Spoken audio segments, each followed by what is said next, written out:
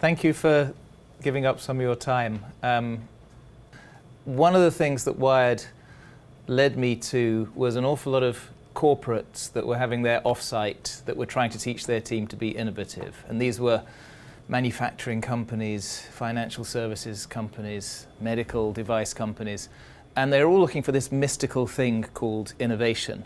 And often they thought, we'll create somebody with a job title, the head of innovation, or if we're really creative, Chief Disruptive Growth Officer or Digital Sherpa, that's going to do it. Or we'll have another building with a few startups, that's going to change the culture.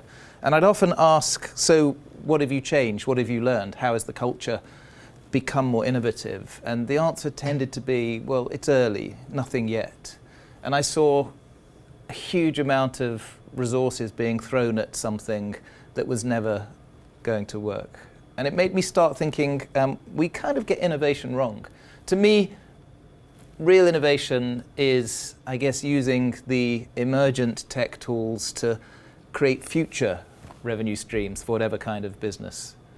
It's not mystical. And yet the media, and I'm partly to blame, get very hung up on the gimmicky innovations, the little incremental change that is cool but doesn't really have much use. Every year at the Consumer Electronics Show in Las Vegas in January, we get these amazing innovations celebrated that maybe the world hasn't been waiting for. This year at CES, it was the smart bottle opener that every time you have a new bottle of beer, it informs your whole social network. And if you are the sort of person who likes notifications every time your cat does its business, this was one of the great innovations. And the problem is, sometimes there's real money going into some of these big innovations. And I'm not going to mention GV as one of the investors in this company, but Juiceru raised, I think, $120 million. And it was the most innovative juicing machine in the world. The juicer originally cost about $700. It had Bluetooth, it had sensors, it had internet connectivity.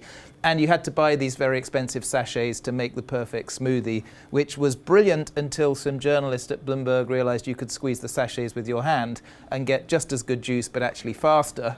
So sadly, Juiceru is no longer with us, having burned through $120 million. Quirky burned through $180 million. And this was innovation suggested by the crowd. And they went and tested it and did Kickstarters. And these were hardware innovations. I don't know if you were one of the lucky owners of the Milkmaid, the smart sensing milk jug that they put to market, that every time your milk starts to go sour, they send you an urgent notification so you cancel your business meetings, you don't get on that aeroplane. Before Quirky went bust, having burned through $180 million, they put out the $50 smart egg tray, which is an amazing innovation for the people among us who are obsessed with how fresh our eggs are at home, with push notifications and LEDs. The problem is, every day I'm seeing resources going into innovations that nobody's actually thought through. So, you see a lot happening in drones. ProDrone is the first drone with robot arms. And I'm thinking, is this now meant to be the way you take your kids to school? Or because tech always has a dark side, is this now the way to abduct kids from school? And it's got to the stage where I can't tell the difference between a real innovation that somebody's put to market and a spurious fake one. Last year, I saw the combined fork and spoon, the spoon that was for people too busy catching up on their messaging and their Gmail to actually have lunch. And I thought, this can't be true. And I traced it to a marketing agency, so I think it was pretty spurious. But then, of course, we've got to look to China for the real innovations. So those health insurance products that give you a discount if you collect data from your accelerometer. They've solved this in China. So I guess the context of all this, there's some real transition happening. And I don't need to talk to you about the exponential curves and the changes in consumer behavior. And just look at Mary Meeker's Internet Trends report every year just to see how we are spending more time than ever in front of our digital screens. So the 10 years from 2008, we went from 2.7 hours a day on our digital screens. The blue is kind of all sorts of connected devices. The middle layer is the laptop's desktop. The green at the top is the mobile.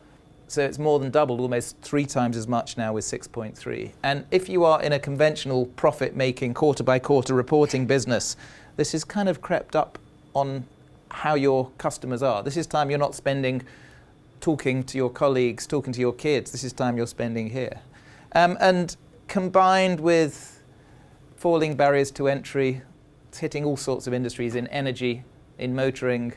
You know, the electric car battery that was $1,000 at the start of the decade is forecast to be $70 by 2030. The falling cost of sequencing and the changing behavior patterns. This is how couples have met.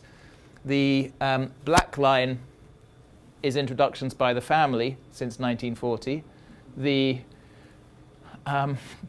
brown line is meeting through school, but look at the red line, meeting online. And these are kind of fundamental social changes led by these smart devices. It's changing the way you can create a multi-billion-dollar business. The youngest billionaire in the world created a cosmetics company to take on Chanel, Dior, and Kylie Cosmetics has pretty much no staff. It outsources the manufacture and the packaging to a company called Seed Beauty. It outsources the sales and fulfillment to Shopify. Her mum does the finance, she does the marketing, because she has a new type of influence. And she's now showing the big companies that you're moving too slowly. So what do you do if you're an existing successful big company? You think you need to innovate. So you create a building somewhere with some startups. A yogurt company's doing it, an airline is doing it. But without a cultural shift, without really understanding how to experiment and iterate and work out what the customers want, it's innovation theatre. And I got very kind of bored seeing nothing come out of all this investment. And I was thinking these companies, quarter by quarter, the revenue streams are still steady, but long term, they're fundamentally missing out on the way the world is moving. It's like Wile E. Coyote being chased by a roadrunner off the cliff, still runs for a bit and then realizes actually gravity's going to pull you down. Which is why I decided to look for really exciting examples of transformation in successful existing organizations. And as a journalist, you get used to asking lots of people for leads. So I started asking my friends who were consultants, who were working at IDEO, who were investors. And their leads took me to 20 countries from Peru to China. And I'll whiz through some of the things I learned, because it turns out there are ways to innovate that are not bullshit type ways that create future-facing value, but it takes a different way of looking at things. And if there are 10 quick takeaways from the book, I guess the one I kept noticing is the companies that were most likely to discover future-facing business models didn't have hierarchies. They allowed talent to do what the talent does best. This is the most successful games entrepreneur, I think, in Europe. Ilkka Paananen from Supercell, whose games you've played. He's obsessed with what he calls being the world's least powerful CEO. It's about hiring really good people, creating flexible structures so they can decide how they work, what they work on. So Supercell is so cool because it's cells, typically of 10 to 18 people, who don't have to go to the boss for permission. I went to see a guy called Jonathan Downey, who led a team of 10 really good games developers and designers for about a year on a project. And they were testing it in the Canadian App Store, and it wasn't getting the engagement that they wanted, and they kept iterating, and they were getting frustrated. And in Helsinki, when this happens, you go to a sauna, a team sauna. So they went to the local sauna island, and they realized they were getting more excited in the conversations as they were sweating about other games. So he comes back to the office, sends an all-hands email to the whole team, says, "We're killing this project. Sorry it's taken a lot of resources, but we're all going to work on other things." And he didn't ask Ilkka for permission because Ilkka wasn't in the office at that moment.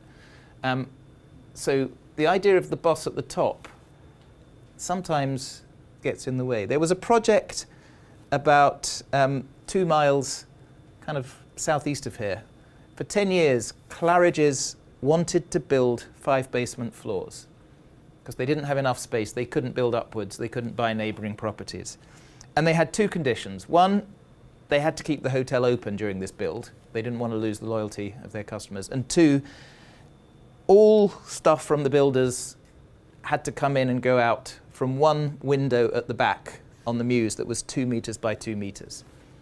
And for 10 years, consulting engineers, building firms said, well, you can't do this whilst keeping the hotel open. Structurally, it's impossible, it's too dangerous. It was known as the impossible basement project until they called in a bunch of consulting engineers from a London-based global company called Arup, which doesn't have a hierarchy, it's a collective. Every member of staff owns a share in the company. 15,000 people based in Fitzrovia, but they take on the Burj Khalifa, the Channel Tunnel rail link. And the structure of Arup, Tristram Carfrae, the deputy chairman, said, I may be called the deputy chairman, but I don't have a say in anything, and I don't want to. I want to get really good 20-somethings deciding how to work. So Arup sent a few people to go and see this impossible project, and they got quite intellectually excited. And they said, yeah, we can take this project on. We think if we can get a few people internally to work with us. And they came up with a way of solving this by importing a bunch of Irish miners who, thinking laterally, they asked to hand dig 30-metre deep vertical tunnels, take all the mud through the 2 metre by 2 metre window. And then when they had 62 of these tunnels, they filled them with concrete and then suspended the hotel on top of them. And they started digging. And in February, they completed the 5 impossible underground floors because there was nobody telling them how to do this. And I see a lot of organizations where there's fear of coming up with an idea that somebody upstairs will disapprove of. That's hopeless. So we're in a world where commodification is hitting lots of products. You can differentiate by framing what you're doing increasingly as a service. There's a bookshop that's been in Mayfair since 1936, and it's a rented bookshop. It's competing with the big online sellers. Hayward Hill Books was not doing well. It was losing money. And then Nicky Dunn, who took over not very long ago, realized you're not going to compete as experts in selling books, but what about experts in curating collections of books? So they started offering bespoke library building services. The first customer was a wealthy Swiss lady who wanted 3,000 books on modernist art for her mountain chalet, and they charged £500,000. So that became increasingly a popular revenue stream. And then they thought, we've got these very wealthy, well-educated international people coming in off the street. They don't spend much money here, but we have the chance to get to know them. Why don't we offer them a personalized subscription service? So there's about 6 ladies in the basement who are reading a couple of 100 books each a year. They're now choosing books for the subscribers. Each month they get a gift wrap book. Maybe it's £500, £600 for an annual subscription. And they've now got thousands of people subscribing, so they're making lots of money, and they found a new way to innovate while staying pure to what they're doing. There's a 100-year-old bank in Finland. It's the biggest retail bank. It's called OPA. And they realized they were being commodified by the startups. So all the ways they were making money, startups were doing more efficiently. Foreign currency transactions, business insurance, lending money for buying cars. So they decided they were going to go for a radical transformation. They were going to go back to first principles. What service could the bank offer that the startups couldn't? And over 100 years, OPA was known in Finland for helping people get through tough bits of life. Starting a business, going to buy your first house. They thought, okay, what do people need? Well, they want to stay healthy. Why don't we start opening hospitals and performing surgery? So they've now got 5 private hospitals in Finland, very, very efficient. If you need a scan, an MRI, you can get it that afternoon. If you need an operation, you can get it the next morning. And because they're starting from zero, they have no assumptions about how to create an efficient hospital. they keep the costs really quite low, and they've created a health insurance product alongside it that is cheap and is growing like anything because the costs are low. And they've kind of found a new purpose. Innovation is increasingly about realizing you can't do it alone. Can you find useful ways to partner where there's mutual benefit? So in China, Lei Jun set up a company called Xiaomi, which makes high-end smartphones, but there's no profit margin on them because it's so ruthlessly competitive. And he's often been mocked for saying he wants to be a bit like Steve Jobs. He once did a keynote where he wore a black turtleneck and unfortunately used the phrase "one more thing." And I'm not going to comment on what the Xiaomi stores look like. But they have a really clever business model. They don't make money on the devices, but they have invested in about 400 hardware companies, small investments, typically $100,000, that make devices. And they say to the hardware companies, we will give you access to our supply chain, our 300 million customers. In exchange, we want our logo on your product plus a chunk of your profits. So the best-selling air purifier in China, the best-selling battery pack in China have the Xiaomi logo. And it's brilliant in that it keeps customers coming back to see what's new. And they've pushed the risk to the startups. So I talked to the guy leading the team of engineers, not finance people, deciding where to invest. And I said, why don't you make these gadgets, these accessories yourself? He said, well, first of all, we'd become a bureaucracy. We'd have twice the head count. We'd never get decisions made. Plus, we'd also rather have these companies survive on the streets every day by knowing what the customer wants today, not last week. We want to have an ecosystem where we can feed off each other. So we put him on the cover of Wired saying it's time to copy China. And it's not just companies that can build an ecosystem. Estonia has rethought what a nation state is in a world where we're all online connected. So this is the capital of Estonia, where I went to see this man, Kaspar Korjus, who was running a project called e-residency that allows anybody who's not physically in Estonia to go online. You can do it now. Spend 20 minutes filling in a form. I think it's €100. And then a couple of weeks later, you get your digital identity card. And it allows you, without going to Estonia, to set up a business in Estonia, to be a virtual resident of Estonia. And that means you are benefiting the local economy and you have a stake in this little country of 1.3 million people that's never going to be super rich through its own natural resources.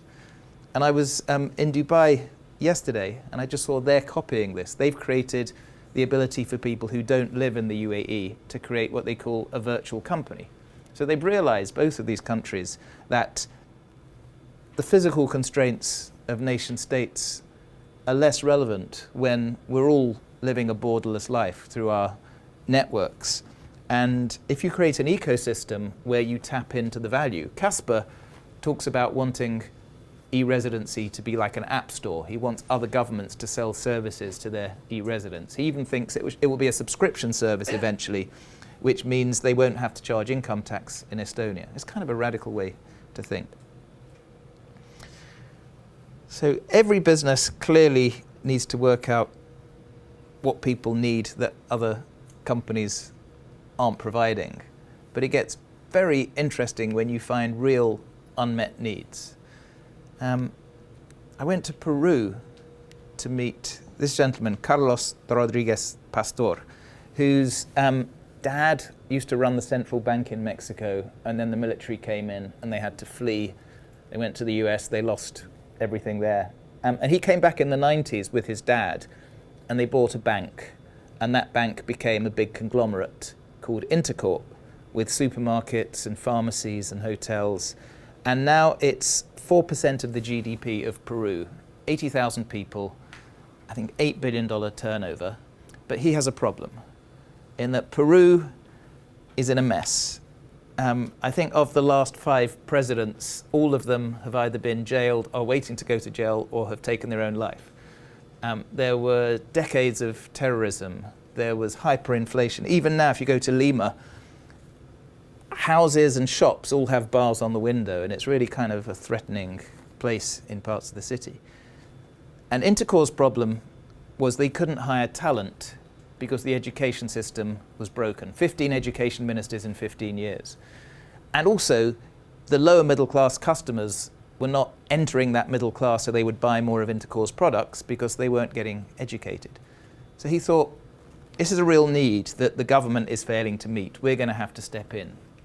We're going to have to create a school system. Now, because they're a commercial company, it has to be a for-profit school system, but it's got to be suitable for the local lower middle class. So they went to see the best educationists in the world. They went to Oxford and Harvard and Berkeley. They went to IDEO, and they decided if you were starting from scratch now, for age 3 to 18, designing blended online plus offline courses where you could put the lessons in the cloud and rethink the role of the teacher, what could it be? They've now got 55 of what they call Innova schools in Peru, getting twice the national attainment levels, and they're exporting them to Panama and Mexico. And after seeing this work, because they make a tiny margin, it's about $120, $125 a month, they started a technical university in Peru. They don't have an MIT there.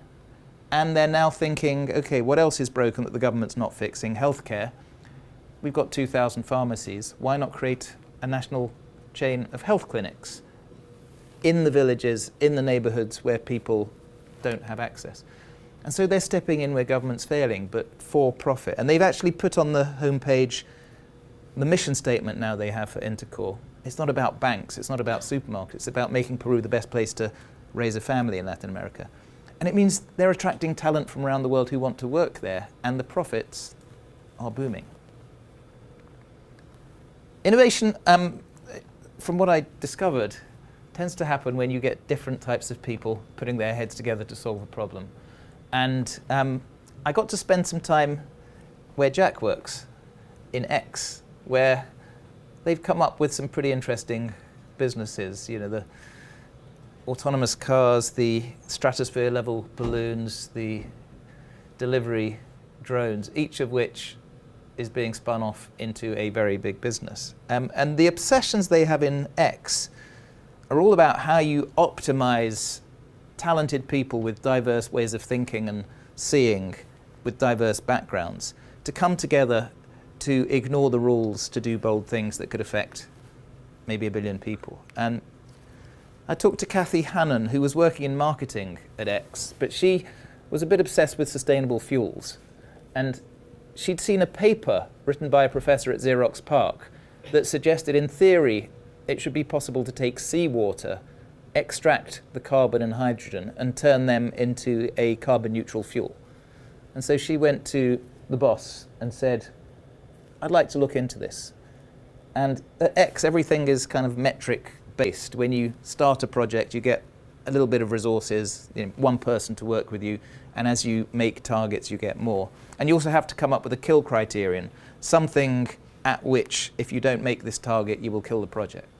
And the kill criterion for this project was, if you can make this fuel, it has to be no more expensive than the per gallon equivalent of petrol at the American petrol station.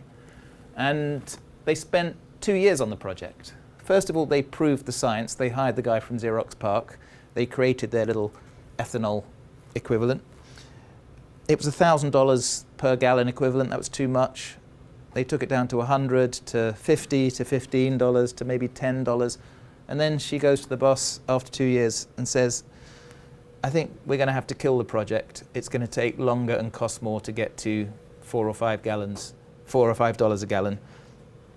And the boss was surprised, but they all got a cash bonus because that's the culture. You want to create these incentives. And getting diverse people, not just the theoretical physicist and the engineer, but the origami expert together to solve these problems. And also giving them what they call psychological safety, a culture where nobody's laughed at, where you're given space to propose something unreasonable. It's led to some things that initially on a consumer level didn't necessarily work, but I don't know, what's this business going to be worth? 100 billion? So one of the things that startups can do that big organizations tend not to be able to do is move quickly and change directions. What if you are a 3 million person bureaucracy with the biggest office building in the world, and ISIS, who you're up against, is a startup that can take a DJI drone, put a grenade on it, send it over the line to kill your people. And yet the Pentagon, when it does a procurement process, it usually comes back really late, hugely over budget, and not really what the soldiers on the ground need. And they realized they had a problem. And so 3 years ago, they hired a guy from startups, Chris Lynch, who curses a lot. He wears hoodies that say things like hack the Pentagon. He does not respect authority. And they said to him, bring in some startup people for short terms, for 6 months, for a year, and come and help us solve these technical challenges that we're failing to solve.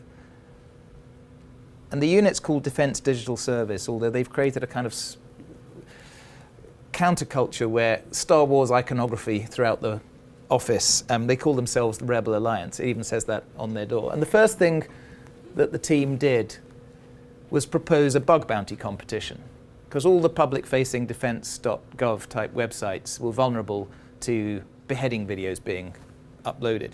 And they were told it's illegal, you can't do this. They found a legal way. They used lawyers, which they kind of see as bureaucracy hackers, and they did it. And 10 minutes into the first bug bounty competition, they found vulnerabilities. It became a huge thing. And now it's mandatory across US governments to have bug bounty competitions. Then they went to the front line in the Middle East to help solve the problem of the DJI drones being sent over with grenades, and they hacked together a radio signal jammer with some soldiers, and after a few weeks they managed to block those radio signals. And gradually they're earning the respect of the military, and eventually they're put on stage with the Secretary of Defense as the little team of agile rebels who can solve the problems. I'm thinking every big organization needs a team like this. Some organizations put aside quite a large part of their budget to look for things that they're not really looking for. R&D, where there's no immediate expectation of financial return. So Autodesk became a success 30 years ago by coming up with a software that product designers, architects use, AutoCAD. But that was at the beginning of the desktop era. What happens when software is in the cloud? What happens when AI determines how people work? So one of the things that Autodesk does is allow people to play with no necessary hope of creating products. They have a pier in San Francisco full of 3D printers and robots and artists on paid fellowships. And one of the goals of this pier is to observe how people are using design tools, and maybe we'll learn a bit that will help us find products that we're not looking for. About 3 years ago, they started playing with something they call generative design, which is if the product designer has put some constraints into the software, I want to build an aeroplane seat no more than this weight, no more than this dimension, with these kinds of materials.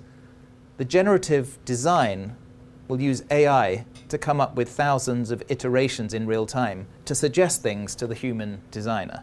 And it's generative because it's like nature. It generates alternatives as conditions change. This wasn't designed to be turned into a product. They bought a company, actually a London company called Within, that allowed them to do this. But very quickly they realized this changes the whole nature of design. And this gives you an unfair advantage as a designer. And they've started shipping it in products, this thing that they weren't looking for. And now I think it's likely to be a bit of a moat around Autodesk for the next few years. A couple more quick thoughts. Physical workplace design can contribute to fresh thinking that is innovation. So right next door to where we are now is the Crick Institute, the biggest biomedical research centre in Europe. If you haven't been there, go for a tour. What's really interesting is they're trying to solve cancer and genomic illness by having no walls on the inside. It's designed with lots of collaboration spaces. The staircase is extra wide and the lift is hard to find because they want you to have conversations on the staircase. If we're going to crack some of these big illnesses, it's not going to be by the scientist in the lab. It's going to be the bioinformatics specialist meeting the genomics expert, meeting the organization designer, meeting the visualization person. They all come together. And Paul Nurse, who is leading it at the Crick, when they were applying for planning permission, he wanted a very big canteen for everybody to come together, and Camden Council preferred they didn't have a big canteen, so people used the local restaurants. And a comparison was made with Crick and Watson, who used to gather at lunchtime in the Eagle pub in Cambridge, and over beer and sandwiches every day, colleagues would come and drop by and make suggestions on their research. And Paul Nurse could say that if you don't allow us our canteen, you know, the Crick and Watson ability to find that double helix may be impeded, and maybe will slow down the progress towards discovering a way to treat cancer or even prevent cancer. So they got their canteen in the end. But I guess it's why so many Bay Area people go to this temporary city in the Nevada desert called Burning Man every year, which is a way of bringing different types of thinking together, creative expression. It's why co-working spaces are growing in demand, because people don't want to be isolated. So this one's pretty obvious. There are emerging technologies. If you don't use them, somebody else will. But it's interesting to see how they can be used.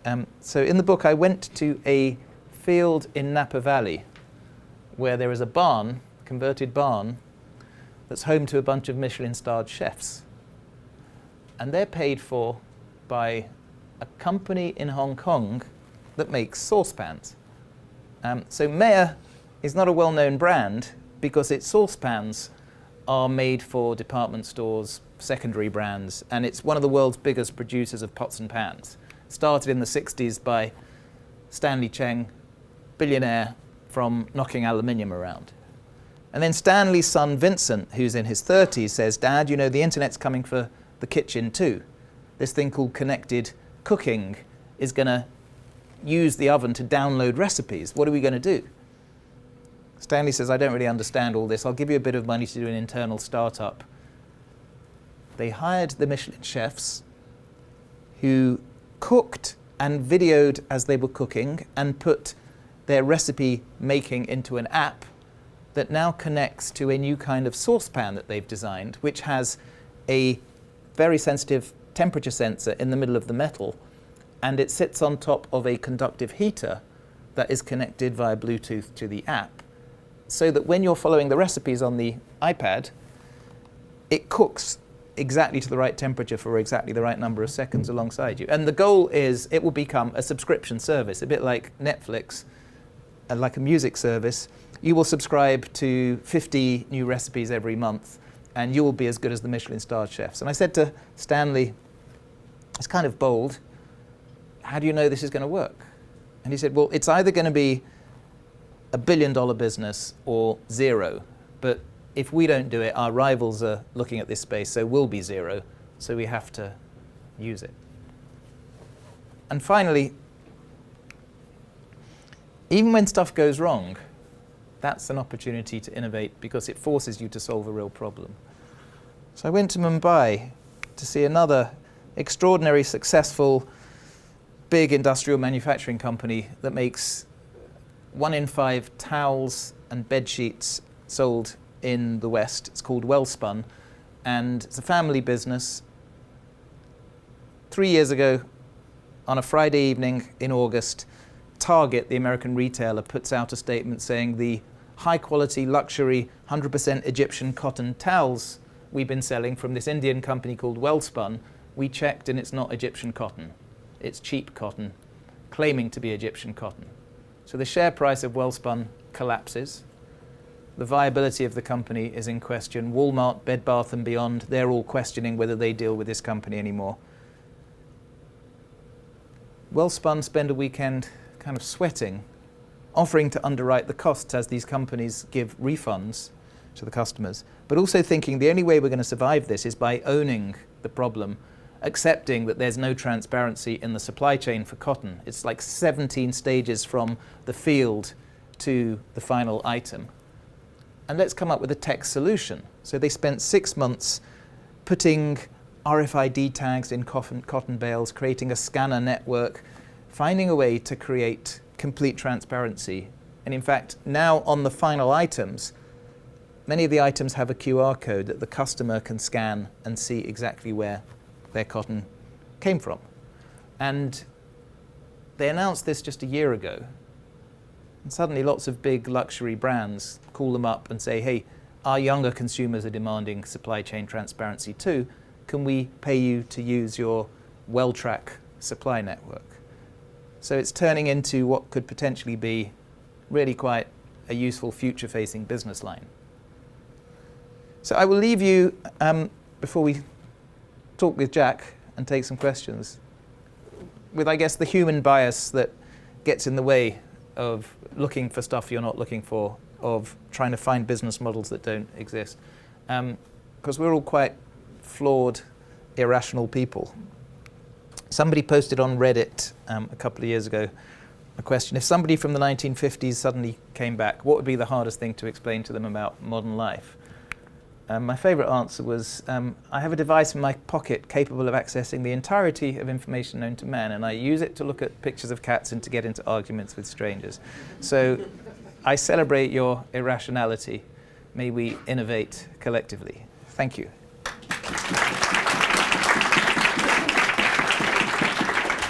Thank you, David. Thank you, David. That was a wonderful talk. And your 10 points, I think, are well-deserved in terms of highlighting for this audience and for innovators, both true and vaporware in the future. I want to jump in first to the OPA case study that you have in the book. You mentioned it briefly in the talk, but I think it deserves a deeper dive. And there's really a lot to unpack there. I want to first read a quote that you have from one of the heads of OPA.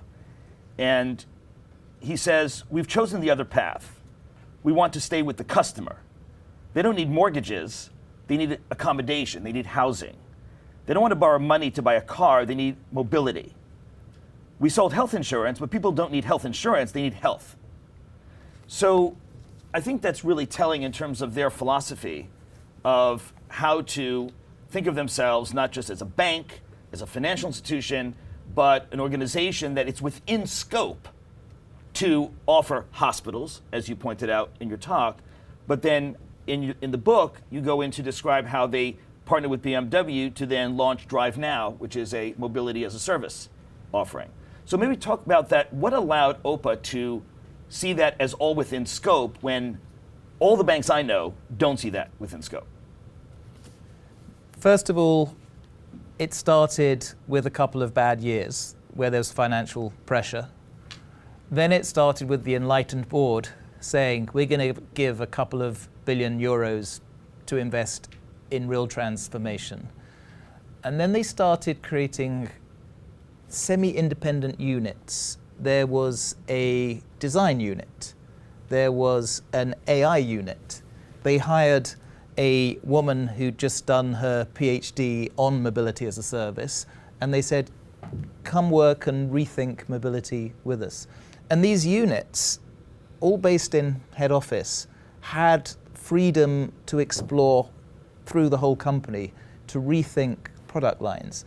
And then they started looking at the startups. So the bank is a very regular presence at Slush, the big tech conference in November for the Nordics. And they were listening to people, to movements that banks don't usually listen to. And they were trying to absorb these foreign languages, these foreign approaches to what a bank product is. And it came together. I think since I wrote the book, The guy who was leading the project has left, and I'm not sure if it's slowed down. So it does need a backer. Those guys in the Pentagon that were causing offense among the military types had what they called a letter of marque from the Secretary of Defense, which was literally a letter. If anybody was obstructing them, they could get the letter out and saying, we've got backing from the very top. Yeah. So one of the things that OPA, I think, understood is that if they jumped over the initial product they have to the ultimate goal of the consumer, they can get there. They're also quite mindful, I assume, of Nokia, a fellow Finnish company that did not fare as well. Do you have a sense of where Nokia went wrong? One of the things about Nokia is when it kind of almost died, it released enormous talent, highly educated talent on the market. And it was one of the dominant employers in that part of Finland. And that's given a massive advantage to unrelated companies like games companies, like banks, to tap that talent. Nokia's problem was it was too successful. So it started in the 1860s and it was a leading rubber manufacturer. So it made car tires, it made Wellington boots, it was a paper company. It evolved in the 20th century, the middle of the 20th century. It made big household products, fridge type products. Then it made smaller electronic products. Then it became a feature phone maker and then became the world's best feature phone maker and was on the top of the world and started thinking nothing will ever change. And that's where things get a bit dangerous. We've seen the same with the Blockbusters and the Kodaks. And comfort is the enemy of business. Once you think you deserve that position, you're going to get overtaken. So let's now jump from the late stage mature companies back to the startups now. Venture capital, seed capital, growth capital, all this is going through major transformation now. You yourself have been a very active and are an active seed investor now after leaving Wired UK. But what is the future right now of venture capital? People keep predicting the demise of venture capital, yet we keep seeing headlines of Andreessen Horowitz just raised $1 billion and this fund raised $1 billion and so on and so forth. So are the super angels taking the role of the early stage? Is that supplanting the role that the VCs had? Are they moving upstream now? What kind of trends do you see right now in VC land? There's a really interesting debate at the moment about how we innovate liquidity for early stage tech companies. So the VC model has benefited from a lot of cash looking for a home. The financial markets have not been paying returns. A lot of family offices are suddenly excited by tech. They want part of this.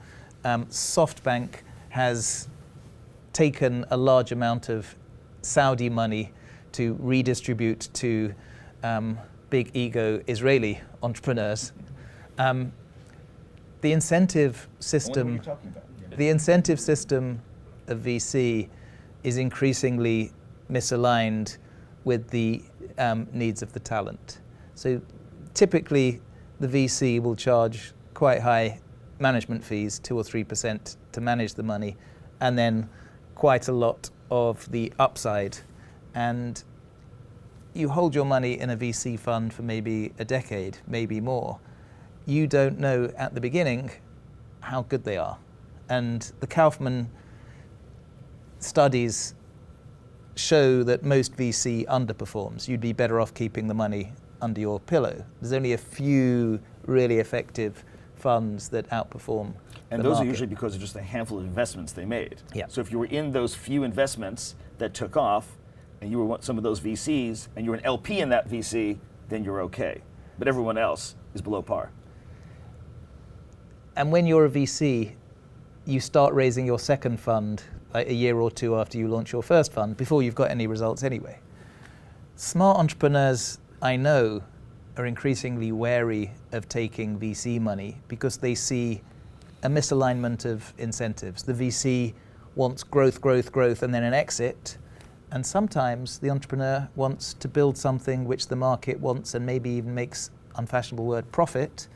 And so they keep control of the direction.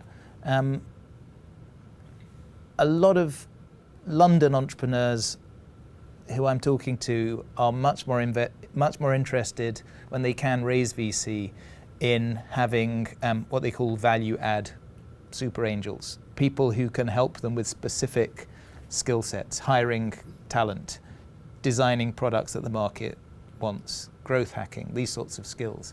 And we make a mistake in media of celebrating fundraising. It's like a pornography of how much money these people have raised. And we're going to see more and more very highly funded companies collapse because that's not the goal.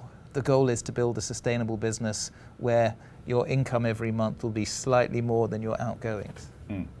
Related to the VC question of the inability of most VCs, it seems, to actually invest in deeper technology.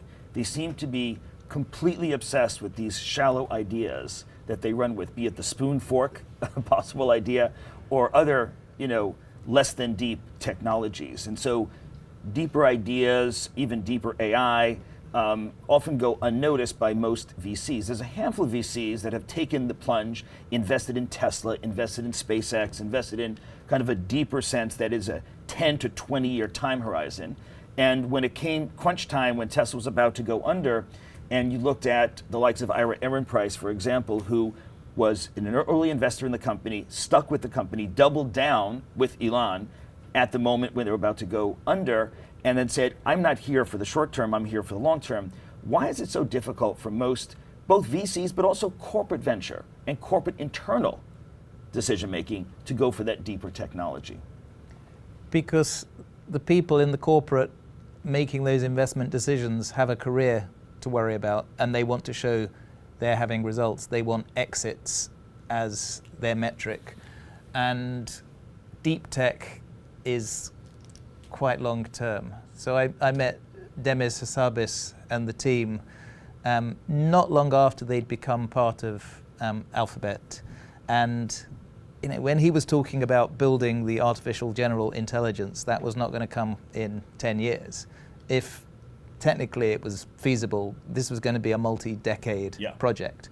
And talking to Demis, one of the reasons he became part of this organization was he didn't want to be scrambling to raise funds for his amazing research lab for decades, because product market fit comes after designing the product that has been impossible until now.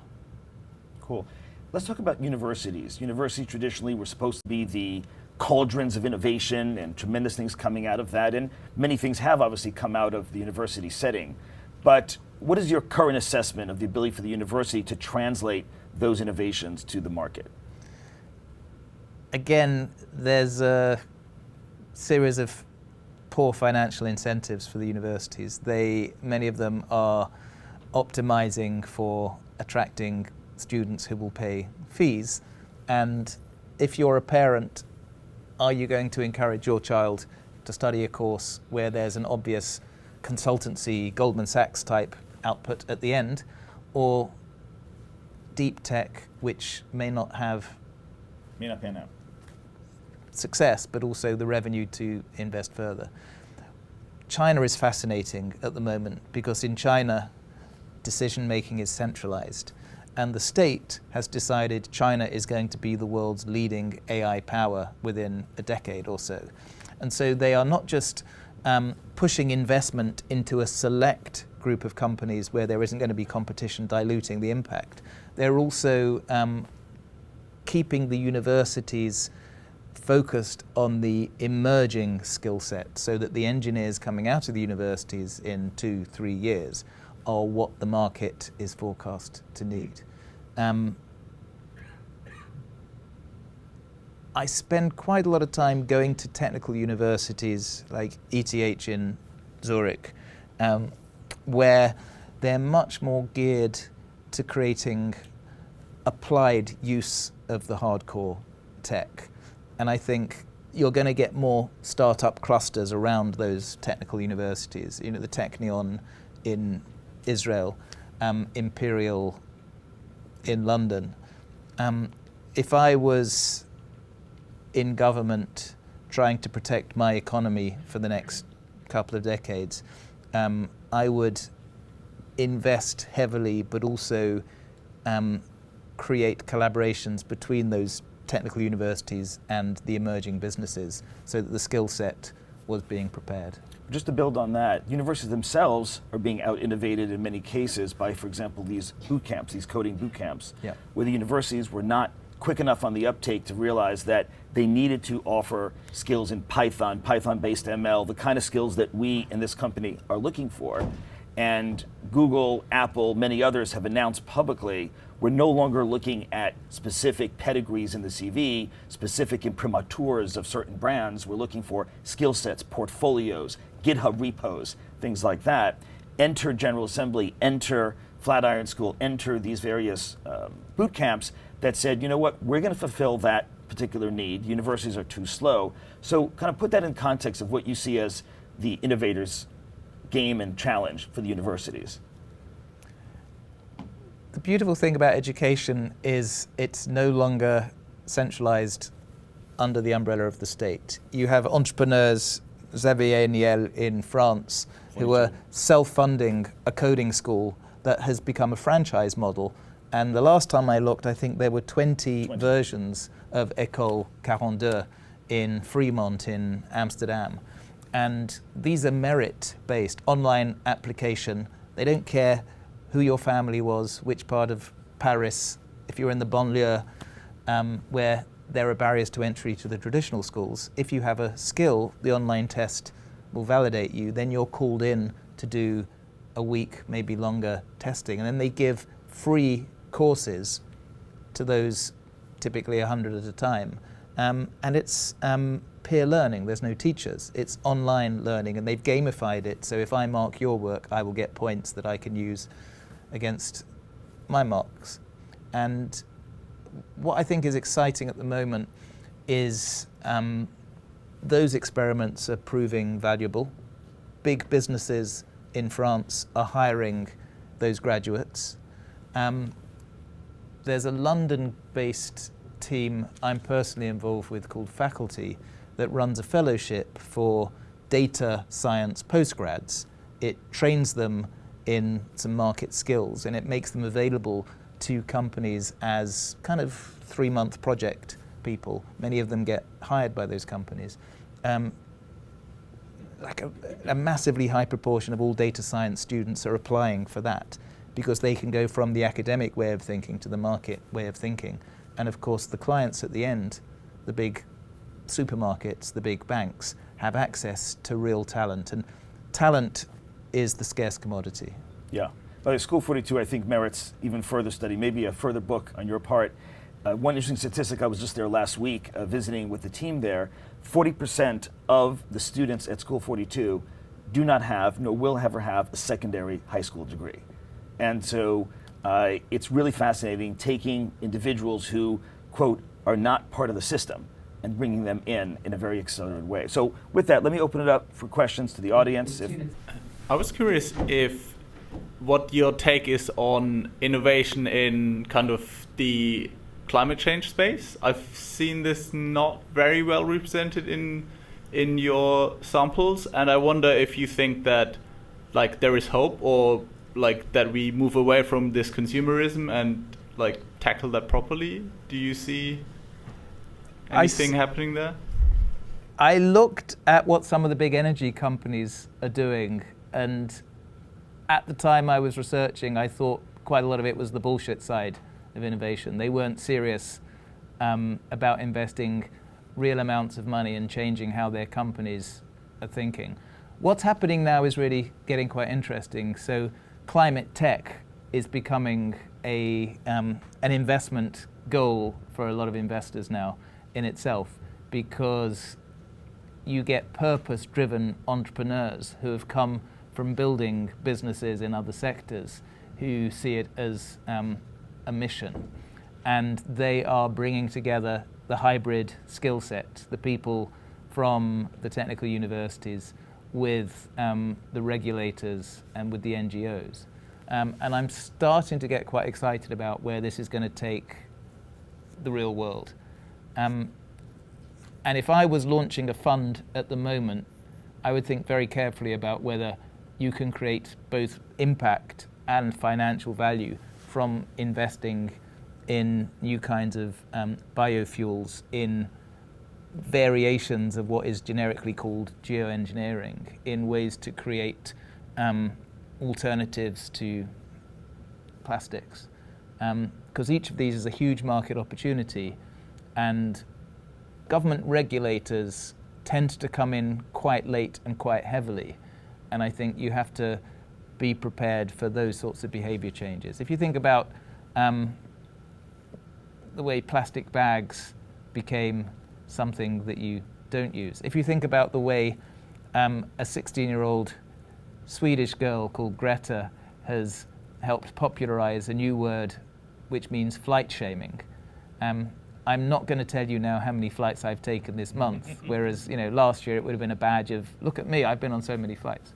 And these attitudes lead to market impact. You are going to get increasing government-sanctioned taxes on that sort of behavior, on flying. The frequent flyer programs will be made illegal. So if you can get entrepreneurs with a technical background who are devising solutions even before the market's ready, this is a really interesting time. David, let me ask you a final question. Many of the people watching this video will be not necessarily CEOs of companies, not necessarily on the boards of companies, but in or leading teams of 10 to 50 people in tech companies and other kinds of companies. What do you have for those individuals as they want to think about the kind of innovations you talk about in the book and the kind of strategies specifically you talk about in the book? They're not at the board level, they're not at the CEO level, they can't necessarily say the whole company is moving in this direction. So what is your message for those folks? So Astro Teller, who runs X, was talking to me about this, and I quote him in the book. And essentially he says, if you feel constrained because your leadership is not supporting you make the transformation that the business needs, why are you still there? Why aren't you getting together with other people who see where the future lies and building a business for that future? Well, on that note, let's thank David Rowan for coming, and please do check out Non-Bullshit Innovation. Thank you, David.